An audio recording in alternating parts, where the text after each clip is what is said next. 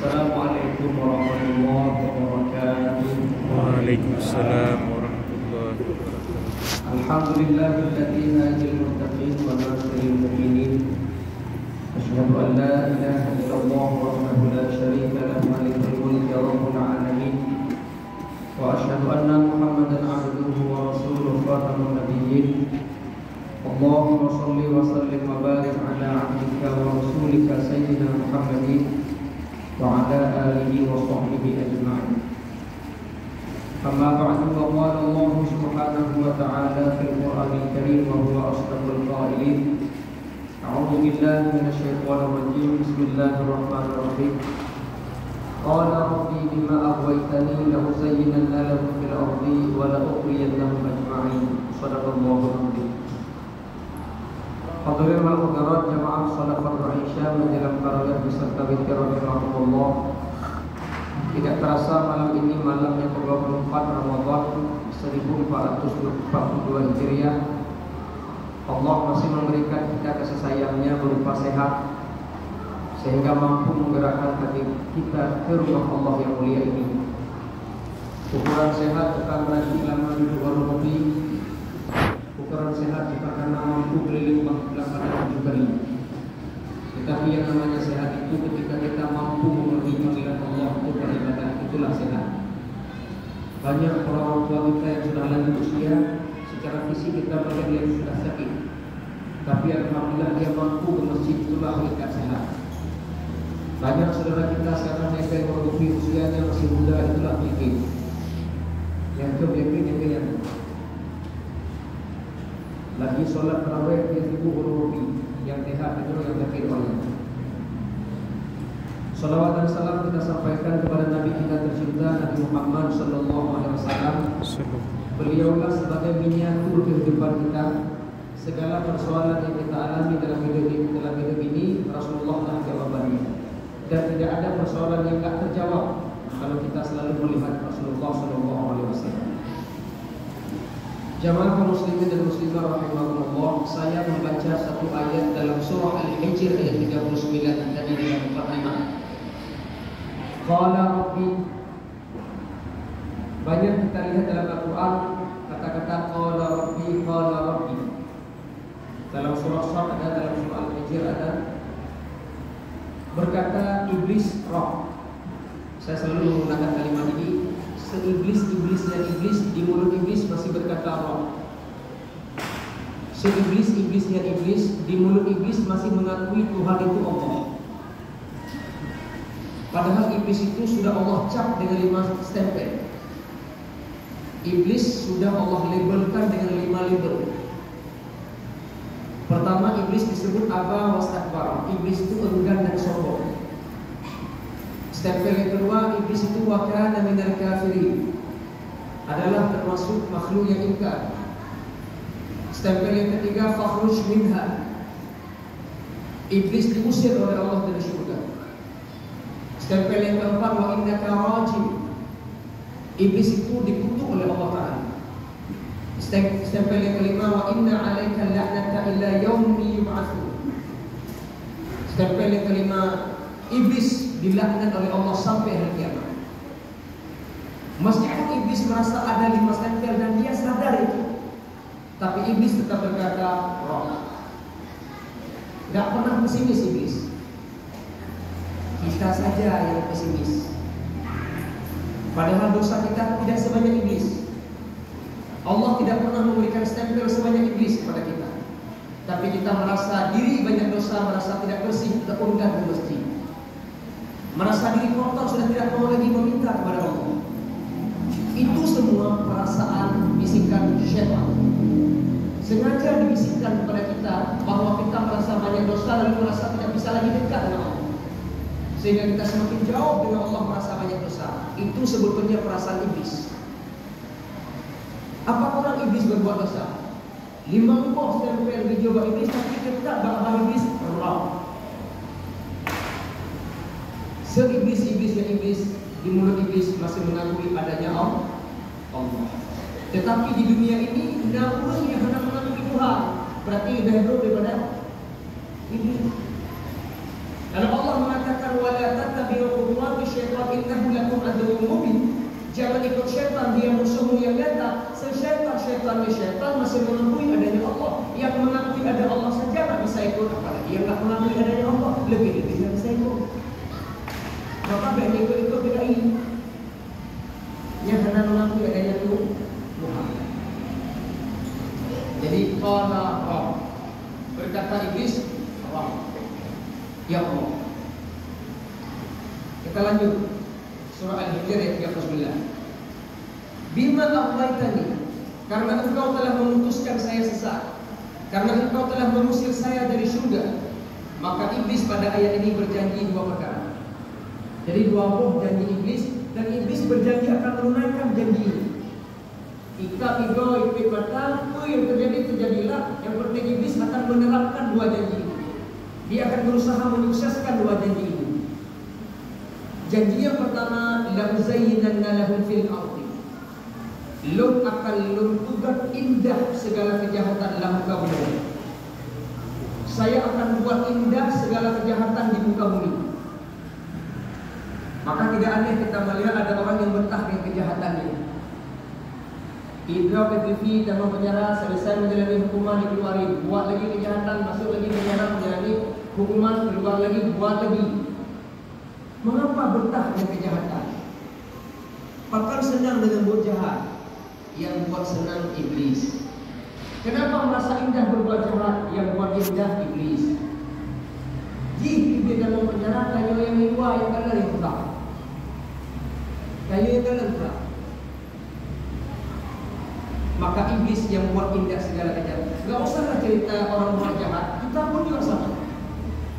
Tanya sama Cik, kenapa kita meninggalkan salat kok enjoy saja?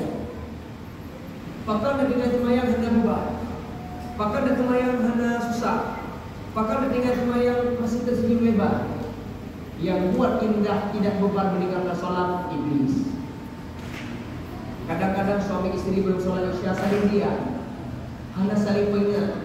Itu sadar dua-dua bermain isya, tapi timbul bergerong-gerong lilih babah kai pahala terus matra. Bandar cemanta di kawasan berbagai saya babah-babah.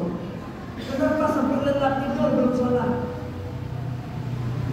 Kalau orang lengket dengan sholat bapak ibu, itu tidak bisa sholat dan tidak bisa tidur kalau belum sholat isya. Menjawablah sama isya yang ketemu. Tak balik umi salah, tak balik umi salah. Apa yang tinggal kaya dan apa kenapa kau balik nggak bisa tidur? Ada apa? Apa yang belum kau lakukan? Oh boleh bapak nanti hanya tidur terganggu, boleh kena tempe. Kalau itu main isya, oh boleh. Itulah penyebabnya bagi mereka yang terikat sholat. Tapi menyuruh hanya mereka sholat, hanya mereka enjoy. Itu berapa? Dia hanya kali peringat lagi. Itu pun kita mengenal kau hanya mereka, hanya peringat. Baik peringat di dunia yang mana ini. Akhirnya hanya peringat dulu berapa? Dua, lebih sampai dua. Kenapa meninggalkan sholat tidak beban? Yang buat tidak beban di iblis. Janji yang kedua iblis ini pasti ditunaikan. Wala ughwiyannahum ajma'in. Saya akan sesatkan seluruh makhlukmu ya Allah. Dalam surah Bani Israil Allah mengatakan lagi, silakan iblis kamu sesatkan kalau kamu mampu, diberikan peluang oleh Allah Ta'ala. Janji iblis akan saya sesatkan, akan saya goda seluruh makhluk. Maka Rasulullah SAW memberikan kabar gembira kepada kita. Apa kabar gembira? 12 bulan ada 1 bulan yang dikekang iblis. 12 bulan dalam setahun dikekang, dibelenggu syaitan. Kalau sudah menggoda namanya syaitan. Bulan itu adalah bulan Ramadan. Idza dakhala Ramadan, apabila masuk bulan Ramadan, futihat wa suffidatis syayatin.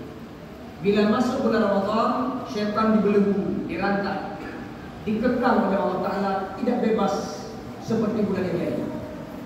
Wa futihat abwabul jannah, Allah buka pintu neraka selebar-lebarnya. Wa ghulqat abwabun nar, Allah tutup serapat-rapatnya pintu neraka. Datang Ramadan. Pertanyaannya, Ustaz, kalau memang syaitan dibelenggu, kenapa siang hari penayung ada yang makan siang? Kalau memang syaitan dibelenggu, kenapa ada muda-mudi asmara subuh dipandang oleh itu? Kalau memang syaitan dibelenggu, kenapa ada malam konsep amal di pelayu. Waktu kita harus tidak menghindari pelayu. Kalau memang setan dibelenggu, kenapa ada semacam itu? Kayak itu pertanyaannya. Jamaah yang berbahagia, janganlah sikit-sikit menyalahkan setan. Jangan sikit-sikit salah setan. Pakar zina, gara-gara setan. Pakar main judi, gara-gara setan. Pakar mabuk, gara-gara setan. Pakar lim cekame, gara-gara setan. Setan dengar-dengar hari itu adalah hari. Sebetulnya bukan setan yang salah. Jiwa kita yang kamu setan.